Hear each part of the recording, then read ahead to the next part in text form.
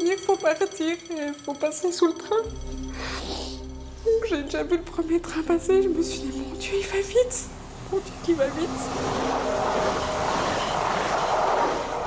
Et j'ai un flash. J'ai un flash à ce moment-là. Je me suis dit, mais qu'est-ce qu'il va faire ton gamin sans toi? Et aujourd'hui, je peux vous dire que c'est mon fils qui m'a sauvé la vie. Maud, la rescapée. Claire, la sacrifiée. Quand je suis montée et que j'ai vu les gyrophares tourner et que j'ai compris, je ne me suis pas dit « elle s'est cassée une jambe ». Je me suis dit « elle l'a fait ». Il a fallu du temps, beaucoup de temps à Maud pour comprendre, pour se relever, pour se défaire d'un prince qu'elle pensait charmant. C'est des fleurs, c'est un bijou, c'est un voyage, J'avais une envie, il comblait l'envie. Et il y a un dimanche où il ne travaillait pas. Et je lui dis, j'ai besoin de sortir là, j'ai besoin de prendre l'air, j'ai besoin... Et là, les premiers coups ont surgi. J'ai fini en plafonné dans un porte-fenêtre. Donc j'ai dit, oh, c'est bon, je prends mes affaires et je m'en vais. Le soir, il est à ma porte en train de taper. Je m'excuse, j'ai pas fait exprès, puis t'es maladroite, t'es tombée. Incapable de croire que l'on puisse faire du mal gratuitement, Maud, accro, redonne une chance, puis une autre et encore une. Le piège se referme. Cajolerie, insultes, réconciliation, humiliation. Pendant près de 3 ans, Maud est sous emprise. Quand elle y repense, toujours tenaillée par la honte, elle est un torrent de mots et de larmes. Je reste. Je reste avec tellement de fois l'envie de partir, mais partir, d'en finir. Parce qu'on sait pas comment sortir de ça. On sait pas. On sait pas parce que personne n'est au courant. Non, on sait pas comment s'en sortir, on sait pas... on sait rien, on est perdu, on est vide. Mais on est vide, c'est le vide complet. Elle trouve pourtant la force de porter plainte. Le harcèlement sur conjoint, partenaire ou ex-partenaire est puni par la loi depuis 2010.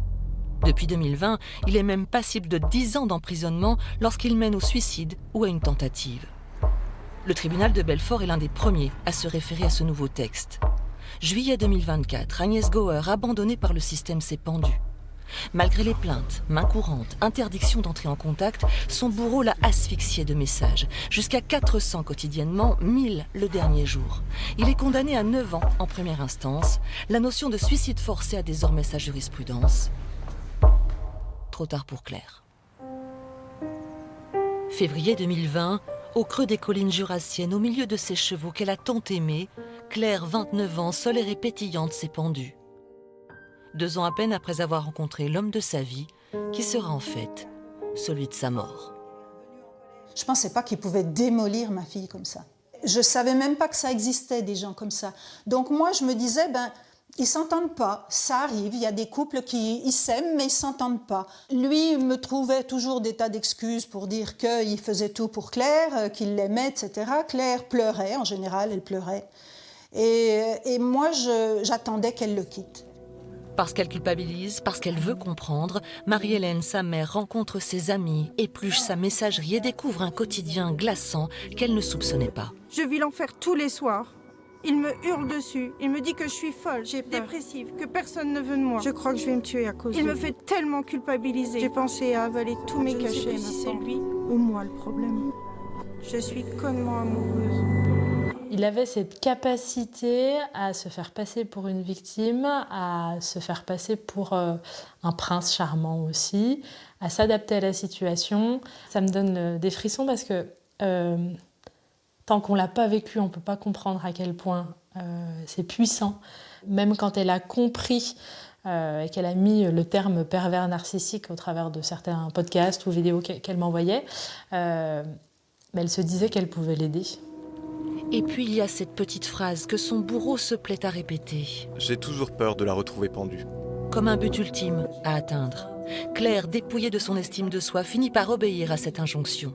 Alors Marie-Hélène écrit un livre pour décrire les rouages d'une descente aux enfers, pour prévenir, puis elle porte plainte. Tôt ou tard, il recommencera. Surtout s'il s'en tire bien. Surtout s'il n'est pas condamné, surtout s'il n'y a même pas de procès. Et quand la prochaine portera plainte, parce que les filles d'aujourd'hui, elles vont porter plainte, je pense, plus facilement. Il y en a une qui portera plainte à un moment, ça ressortira. On dira, mais il y avait déjà eu l'histoire de Claire. Donc voilà, pourquoi je vais en justice et pourquoi je vais jusqu'au bout et que je ne lâcherai pas. Crime parfait, pour prédateurs aux mains propres, l'emprise tue à petit feu. En 2024, la mission interministérielle pour la protection des femmes a recensé 906 suicides ou tentatives.